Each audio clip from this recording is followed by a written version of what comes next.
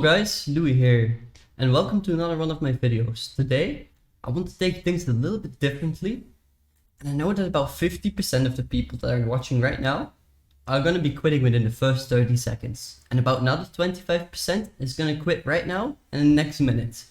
But, in this video, I want to take the time to explain to you guys how I got in Gold Elo in just 23 games with a 74% win rate. That's a personal best for me.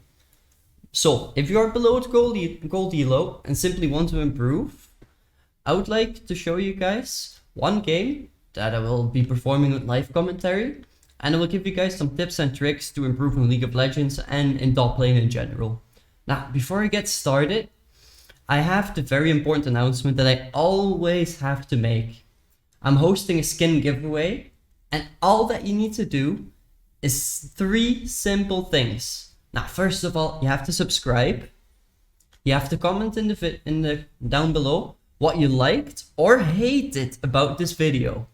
And of course, there's going to be many guys, oh, I hate your voice. Go for it.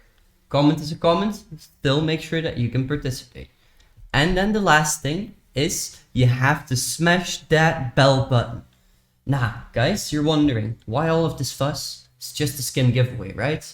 No, it's not just a giveaway, guys. It's 10,000 RP that I'm gonna be giving away once we hit 200 subscribers. Now, that's enough bullshit. Let's get right into this game. Okie dokie, guys. Seems like everybody is present in our game, and I'm gonna go over the first 3 items that I'm gonna be building. And then later on in the game, you're gonna see what else I'm gonna be building. So I'm gonna be starting off with my plated steel caps. That's because I'm against the Garon, and they also have an AD jungler. Then on top of that, secondly, I'm gonna go for my Frostfire gauntlets. I'm gonna start off with the Balmy Cinder item from that, after my boots. Then I'm gonna complete it. Once that's done, I'm gonna be building my entire Tornail. And after that, there's many options, but I'm gonna build a magic resist item.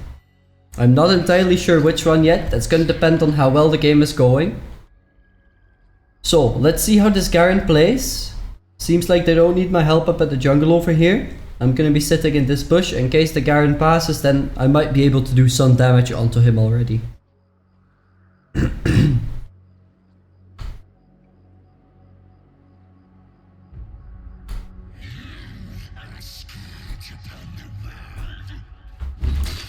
Okay, can you see? The Garon instantly, he does an auto attack onto the wave. Now, I'm not gonna do the same. He's gonna be pushing and I'm gonna be fine with that. I actually want him to push. If he's being pushy, I can at least not get ganked and I get a better chance at scaling into a really solid and strong late game.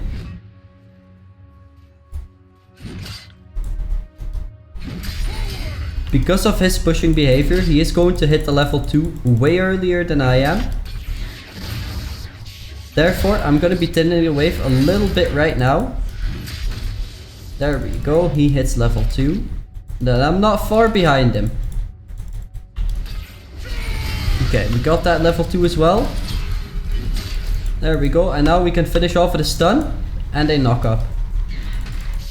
And that's the kind of stuff that's gonna make this Garon go absolutely mad. Just like this, I will also sustain up. And the wave is pushing towards me still. So I'm in a good spot. I cannot get ganked by the jungler. And I'm gonna be safe like this. And that's gonna be my tactic the entire time. Not just once, not twice, but the entire time. And I know that I will be able to sustain. Simply because of my passive. My passive gives me a lot of sustain. Not only in health, also in mana. Okay, right now I'm gonna be using a spell just to thin it out a little bit. Because otherwise it's gonna get too big and it's gonna crash into me. So I'm gonna be actively attacking here. Get the chance, hop, there we go. And that's gonna stop Garon his automatic healing already. And it's a huge wave. But I'm gonna be holding this for a few seconds. There we go. Get in, get out. And now my wave is here again. And as you can see, I'm back to the game. This guy, he cannot attack me. And he is prone to getting ganked. Like this, slowly but surely, you're wearing him out. Because right now, you can see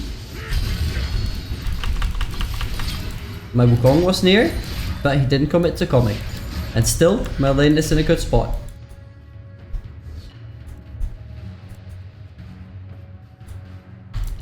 I'm already some farm ahead on the Garon. And that's gonna become even more as the game progresses. Because I'm still in a good spot. And that's gonna be the case for the entire laning phase. As long as I predict and allow him to be sitting in the lane like this. Because he keeps on auto-attacking the minions when he doesn't have to.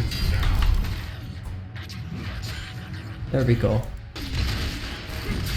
That's the Graves coming in. I am flashing just to make sure that I stay alive. In fact, I'm not gonna recall yet. I'm gonna be using a Q. Pop. Make sure that I get the cannon. And I'm staying. You can see I'm almost back to full health. And I'm still able to freeze the wave somehow. Right, there we go. And those are my fully completed steel plated caps. And I'm gonna be recalling and teleporting back to my lane now.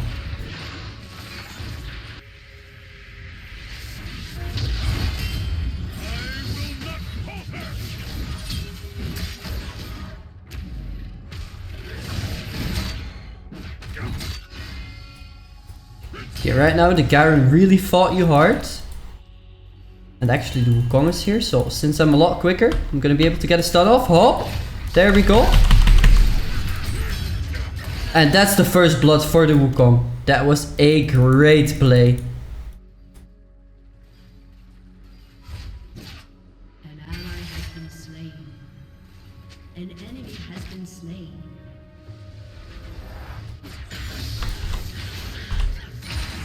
And since I hit the level 6 as well, and since I have a massive wave, I'm gonna be trying to get this to crash into the Garon fairly quickly. There we go. That's amazing. Now he totally does not have enough to kill me right now.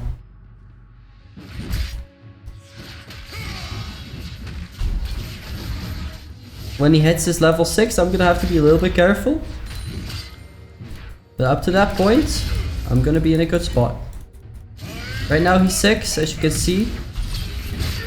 And that's the ultimate, and he does kill me, as I predicted, right?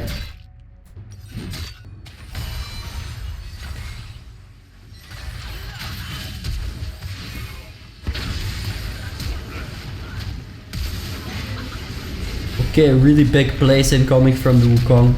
Hop, and that's the Jhin going down. That's amazing, man.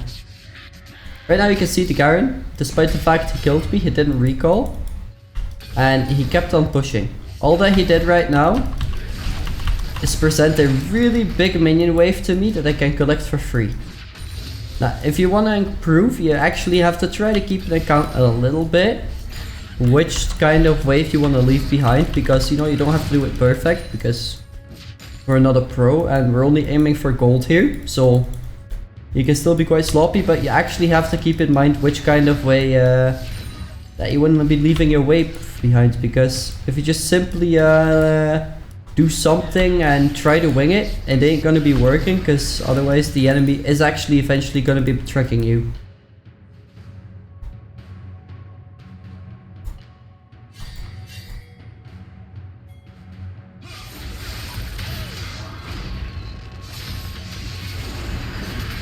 Okay, that's a big fight. These guys are gonna get blown up over there.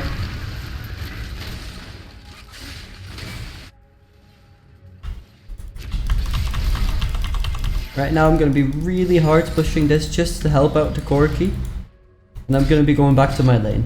I'm gonna pass through the jungle, get that honey fruit, get some vision over here.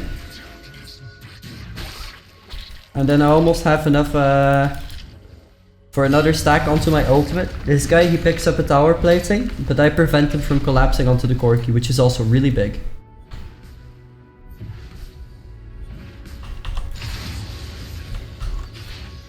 Straight away I go into the business of minion eating, and I'm fighting the Garon right now. As you can see, this guy, he's really eager to be playing games with me, and it's not really like he's winning the trades, but I do have to be careful for the amount of damage he could put out. And again, this Garon is making the same type of mistake that he did earlier on. He's not pushing out correctly, which is leaving me with a huge mini wave as a present. So thank you, Garon. There we go again. And like this, I'm actually staying equal, if not going ahead on him. I get to stack out my ult easily, and he's not taking many play ticks. That's simply because of the type of recall that I'm doing. Before, I didn't do so much return damage on him when he actually went all in and I caught him with one of my knockups. But right now, since I actually have the Bami Cinder, this is going to become very nasty for this dude.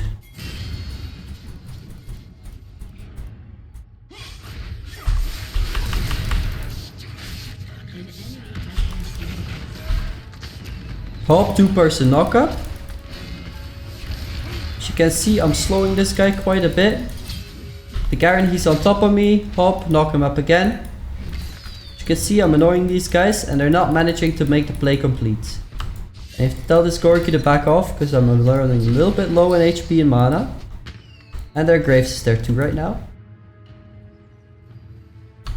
But that should allow our jungle to in fact go for that Drake and make a really good play there. Nice. Our mid laner went for a really good roam. Our support went for a really good roam. Because of that, right now we're actually able to teleport right here and pick up that Drake.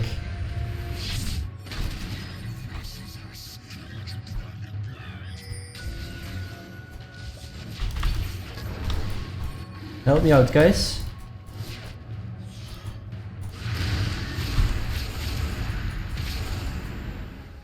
Come on.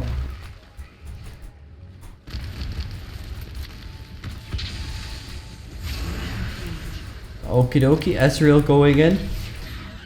And as long as we pick up this Drake, it's worth it in my opinion.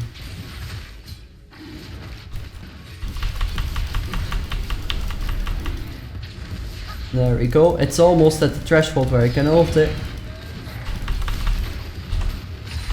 Now I'm gonna recall, my turret is still standing.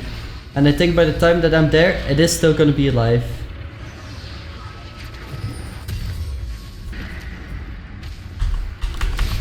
Okay, these guys really want the turret.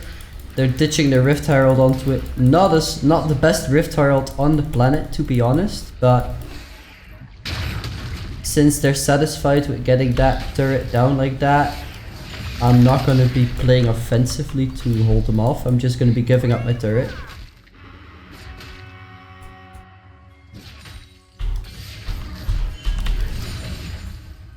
A turret for a Drake is really worth it if you're playing Cho'Gath, because especially right now, since you're getting tankier, your charges onto the turrets are also going to do a lot more damage. Right now you'll see, I'm going to do like 500 damage or something. See, there we go. I'm already doing over 500 damage and we have actually only started the game. Let's be honest.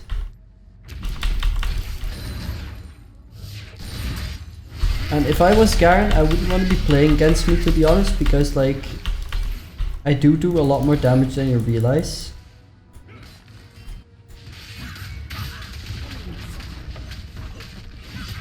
Okay, so the entire team is down in the bot lane cleaning that up. That means I'm gonna be invading into their jungle. There is a red buff here. And picking up that red buff is gonna not only give me you know, a nice boost to fight the Garon, it's also gonna give me another free stack on my ultimate. And an easy one again. There we go. I'm gonna be recalling. I'm gonna be going down the top lane now. I think the Garon, with me and the red buff, he will not be able to fight me off. Garon is in the mid lane. Very bad call of him. Oh my god, what a teleport.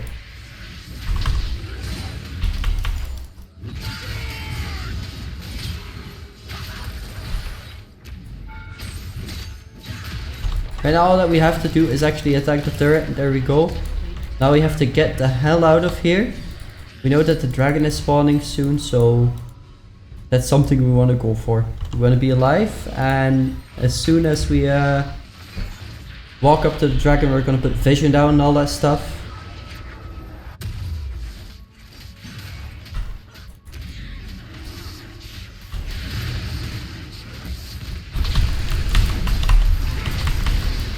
There we go. Most likely picking up that Drake as well. Okay, that's worth it in my opinion. We get a kill, we get the Drake. And it seems like our team is going to be cleaning up after this fight. That's totally worth it.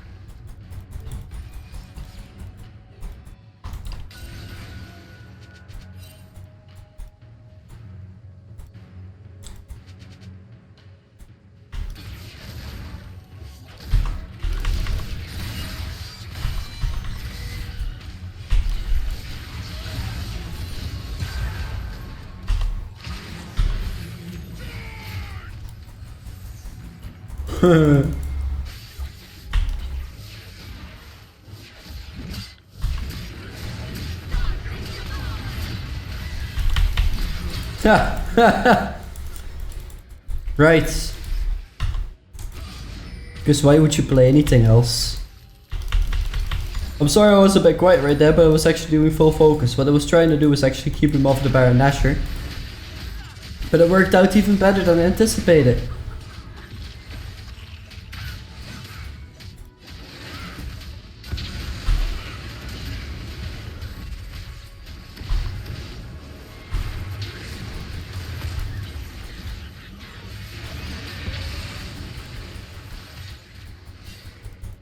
Okay, is this one of these moments where you actually have to realize that you just simply need to back off the Baron? You can see we took too much damage, we didn't rush it down quickly enough. And now we're done. We don't need to stay. If we stay, we're overextending. It's that simple. As you can see, my top lane is being pushed in heavily right now. I'm gonna go there, catch up. Make sure it's pushing towards them. And my Wukong decides that he gets to take all my farm, which is not cool. But nonetheless, I'm gonna be pushing this a little bit further because this doesn't do much. Because in a minute it's Dragon and I actually want them to have to give a shit about this wave by the time it's Drake. So if I thin this out quite a bit, I will actually be able to force these guys to come up. I have my teleport. And if they don't attend to me, they're gonna be losing out. As you can see, Garon is here. We don't know where the rest of their team is, so we're gonna be sitting back for a while at least. Knowing the type of player this Garon is, he's most likely either gonna be spamming his team for help, or he's gonna be inting down onto me. As you can see, these guys are still not here. So I'm gonna keep on pushing right now. Checking if they don't have vision. Since they don't, and they're not here, this is gonna play with their minds, man. That's exactly what you want to achieve. As you can see, the Garon, he is here. Because the Garon is here, they're in a huge disadvantage. There we go, I got a ward to teleport to.